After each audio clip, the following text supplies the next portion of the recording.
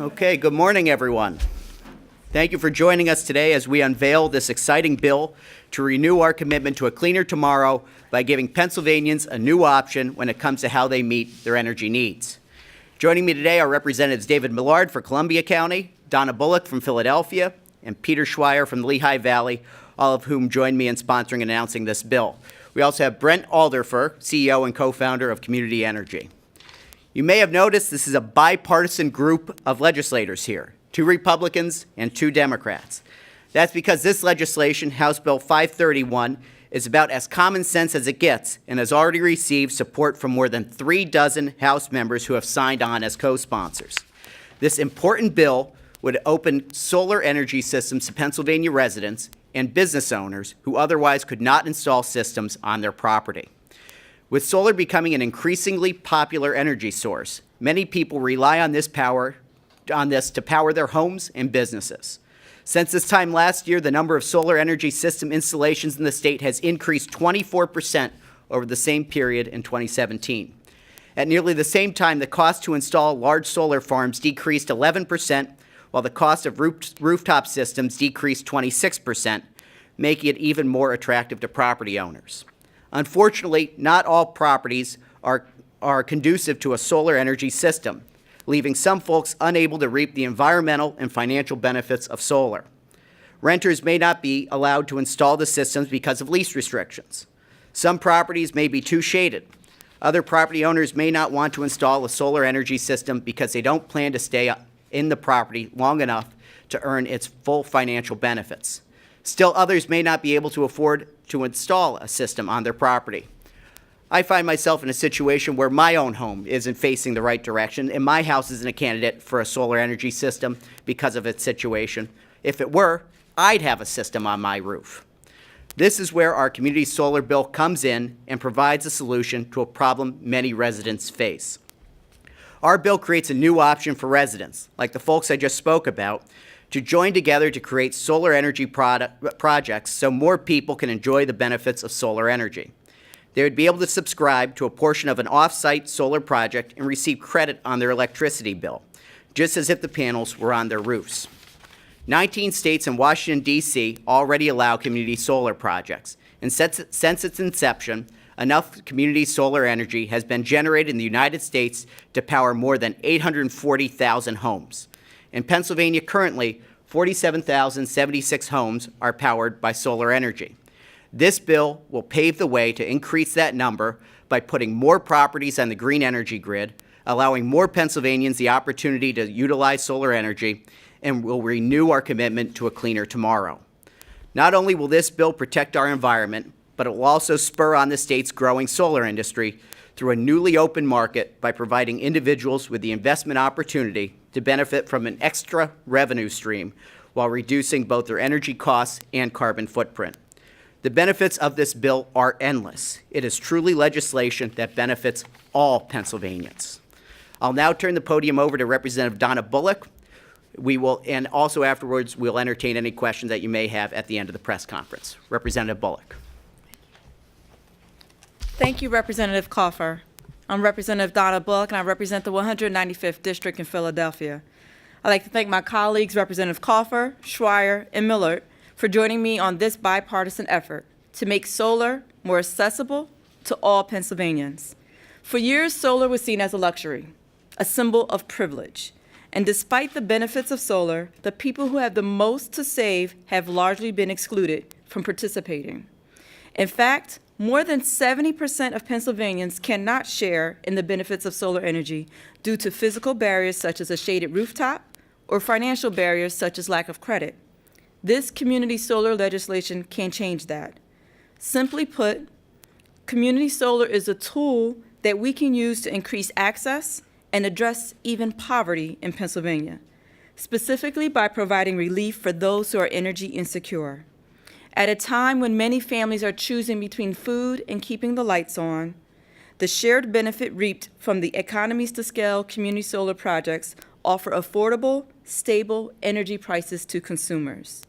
Energy insecure families can now benefit from subscriptions and incentive programs without the upfront investment and cost to install solar panels. Community solar can also provide job opportunities across the Commonwealth and present an opportunity to right the wrongs of past inequities in our energy industry.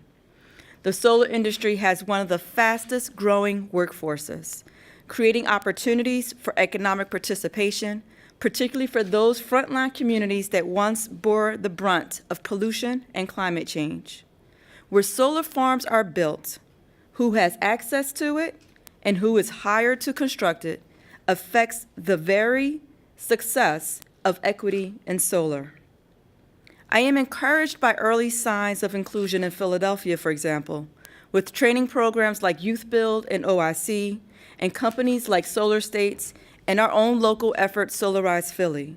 I believe that with a diverse network of solar developers, solar projects can be built in urban, suburban, and rural communities all across Pennsylvania. This legislation expands access to the benefits of solar for all.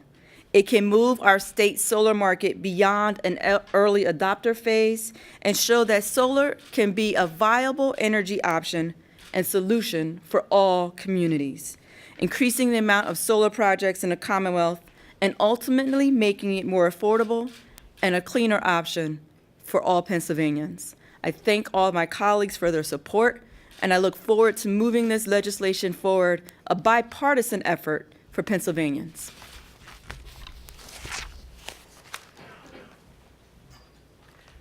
Next, we'd like to welcome up Brent Alderfer, CEO and co-founder of Community Energy. I want to thank the leadership here today for introducing Pennsylvania to the rapidly growing field of solar. I'm Brent Alderfer, CEO and founder of Community Energy. We develop solar across the country. Also here today is Dynamic Solar, also Pennsylvania-based, who to this point has probably done most of its work outside of the state of Pennsylvania. So we have 45 employees. There are other developers in the state have the same number. When we build projects under community solar programs in New York and Minnesota and Colorado and Maryland and Massachusetts, we employ thousands because it's thousands of jobs building new solar, and it's millions and hundreds of millions of dollars of capital investment. So Pennsylvania has always been an innovator in energy for hundreds of years, and we welcome this as the first step to put Pennsylvania in the mix on the fastest growing energy source in the globe and nationally.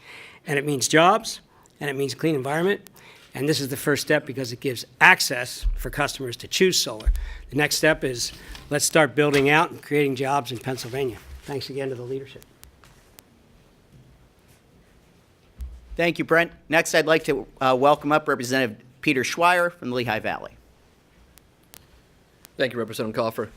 Good morning, everyone, and thank you all for joining us. We're almost at that phase of the press event where almost everything has been said, but not everybody has said it yet, which is what happens when you are one of the newer members of this coalition of folks working on this legislation. But the truth is, I look around at a place like Allentown. I represent the city of Allentown in Lehigh County. And in addition to the economic concerns that many of our folks have, in addition to sort of the traditional technical concerns, your house isn't facing the right direction, there's too much shade in a particular area, I represent a city where 65% of our residents are renters.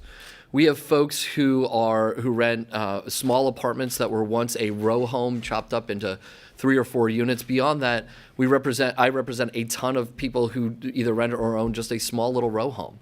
They rent homes in historic districts, and Allentown's not unique to this.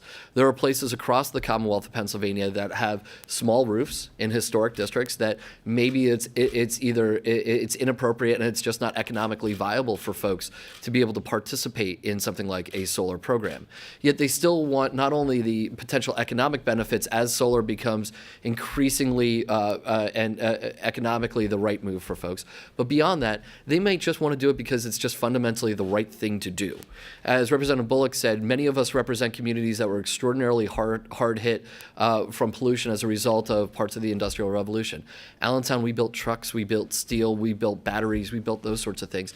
And what a remarkable statement will be for a city like my town and towns like Allentown across Pennsylvania to be able to be part of the next generation of energy that is a clean energy in a way that is economically viable for folks who are looking to improve their community and in a way that, frankly, frankly changes the conversation about how we're doing things here in the Commonwealth of Pennsylvania.